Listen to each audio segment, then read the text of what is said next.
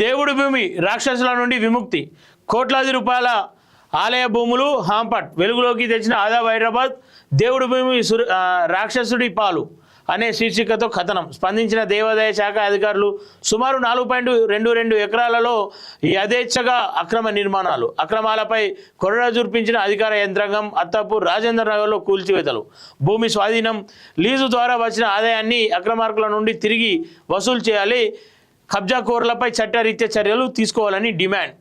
ఏదైతే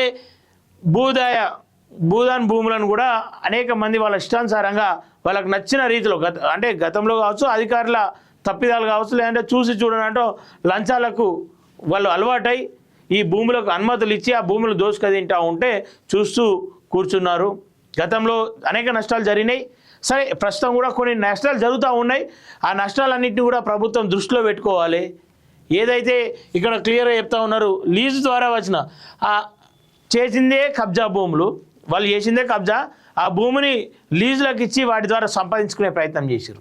సో ఆ సంపాదించిన అమౌంట్ కూడా ప్రభుత్వ పరం చేసుకుంటే ప్రభుత్వానికి ఇంత మెరుగ్గా ఉంటుంది, ప్రభుత్వంలో కూడా ఆదాయం పెరుగుతుంది, ప్రభుత్వ ఆదాయం. ఎంతోమంది దొంగలు అనేక భూములను వాళ్ళ ఇష్టానుసారంగా దొబ్బి తిన్నారు. దాని ద్వారా అక్రమ ఆస్తులు ఇంకా పెంచుకునే ప్రయత్నం చేసిరు. వాళ్ళ నుండి ఈ డబ్బులు తీసుకుంటే ఎట్లాంటి నష్టం అయితే ఉండదని చెప్పేసి కోరుకుంటా ఉన్నాం. ఒకసారి దీనికి సంబంధించిందే ఇక్కడ చూడొచ్చు. సుచార్ ఇండియా వాసవి నిర్మాణ సంస్థపై చర్యలు ఎక్కడ అని చెప్పేసి చెప్తా ఉన్నారు. ఇది ఏదైతే గతంలో మన తొలి వెలుగు కావచ్చు, కాలోజీ టీవీ కావచ్చు, ఇంకా కొన్ని ఛానళ్లకు వీళ్ళు నోటీసులు పంపించారు ఆ వీడియోలు డిలీట్ చేయాలని చెప్పేసి. అయితే సమాచారాన్ని బయటకు చేరవేద్దామని చెప్పేసి అంటేనేమో కోర్టు నుండి నోటీసులు పంపి వీడియోలు డిలీట్ చేయించుకుంటా ఉన్నారు. సరే, ఒకవేళ నిజంగానే దాని ద్వారా నష్టం జరిగింది అని చెప్పేసి అనుకుంటే వీళ్ళు ఆ వీడియోలు ఎవరైతే చేసిరో వాళ్ళ మీద కేసులు వేయచ్చుగా. వీడియోలు ఎందుకు తొలగించాలని చెప్పేసి కోరుతూ ఉన్నారు.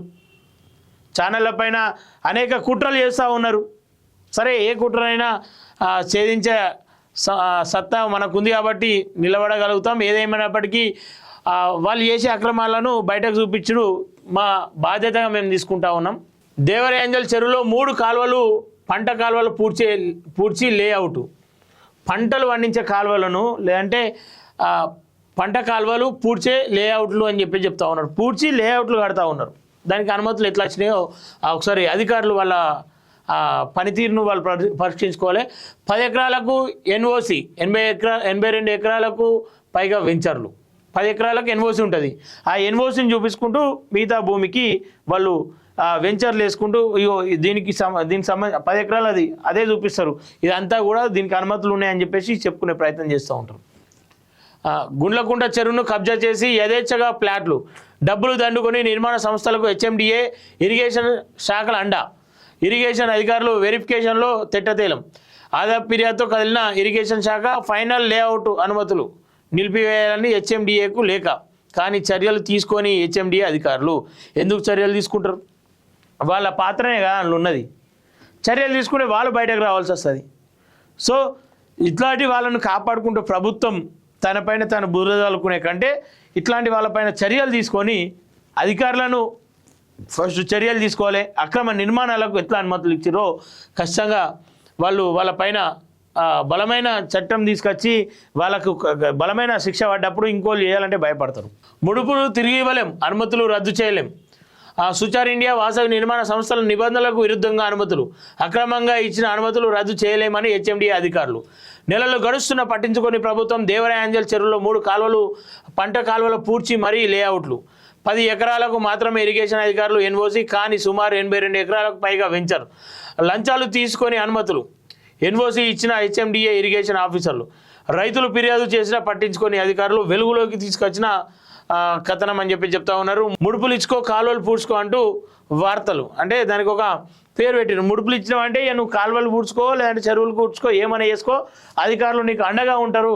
వాళ్ళకి ఎందుకంటే కావాల్సిన ముడుపులు ముట్టినాయి కాబట్టి.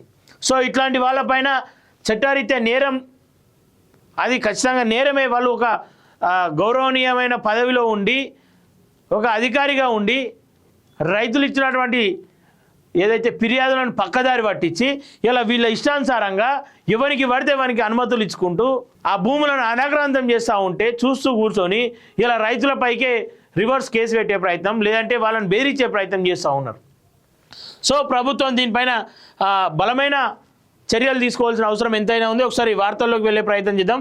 ఇప్పటికే లేఅవుట్లు పనులు జరుగుతున్న హెచ్ఎండి అధికారులు పైసల అనుమతులు ఏ విధంగా ఇచ్చారు, ఫైనల్ అనుమతులు ఏ విధంగా ఇచ్చారు, ప్రభుత్వ చెరువులు భూములు అక్రమార్కుల కొల్లగొడుతుంటే వాటిని కాపాడాల్సిన అధికారులు డబ్బులకు అమ్ముడుపోయి ప్రేక్షక పాత్ర పోషిస్తున్నారు.